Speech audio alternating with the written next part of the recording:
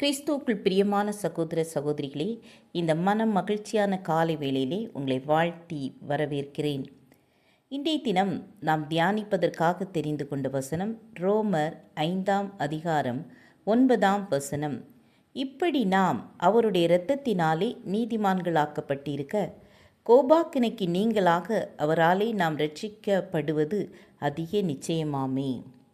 ஆதாம் ஏவாளின் கீழ்ப்படியாமையினால் பாவம் உலகத்தில் வந்தது.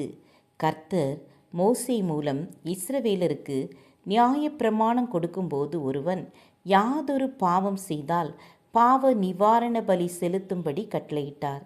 ஏனென்றால் மாம்சத்தின் உயிர் இரத்தத்தில் இருக்கிறது, ஆத்துமாவிற்காக பாவ நிறுத்தி செய்கிறது இரத்தமே.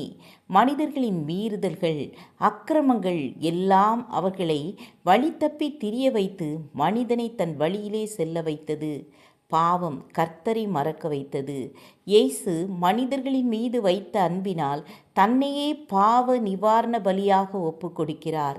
இயேசுவும் மனிதர்களைப் போல மாம்சத்தையும் இரத்தத்தையும் உடையவராக வந்து மரணத்துக்கு அதிகாரியாகிய பிசாசானவனை தமது மரணத்தினாலே அழிக்கும்படிக்கு தன்னுடைய வாழ்நாளெல்லாம் மரண பயத்தினாலே பிசாசின் அடிமைத்தனத்திற்குள்ளானவர்கள் யாவரையும் விடுதலை பண்ணும் படிக்கும் தன்னையே குற்ற நிவாரண பலியாக ஒப்பு கொடுத்தார்.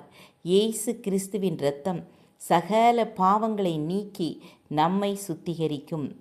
இளைய குமாரன் தன் மனம் போன போக்கிலே துன்மார்க்கமாய் ஜீவனம் பண்ணி தன் ஆஸ்தியை அளித்தான்.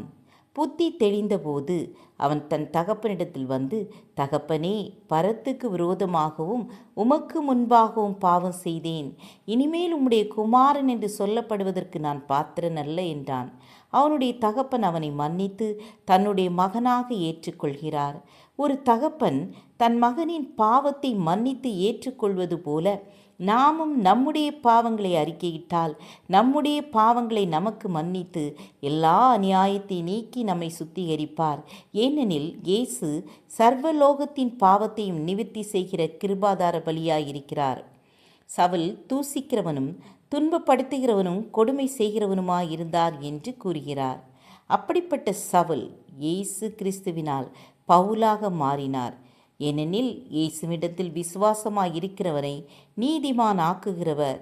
நாமும் நம்முடைய பாவங்களை அறிக்கையிட்டு இயேசுவின் இரத்தத்தால் கழுவப்பட்டு நீதி நியாயங்களை செய்ய தெய்வ சித்தத்திற்கு ஒப்பு கொடுப்போமா?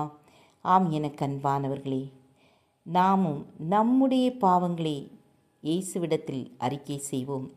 நமக்காக இரத்தம் சிந்தினாங்க, நமக்காக சிலுவையில் மரித்தாங்க என்று நாம் விசுவாசித்து அவருடைய சமூகத்தில் நாம் அறிக்கையிட்டு ஜெபிக்கும்போது இரத்தத்தால் கழுவப்பட்டு நாம் இரட்சிப்பின் சந்தோஷத்தை பெற்றுக்கொள்வோம்.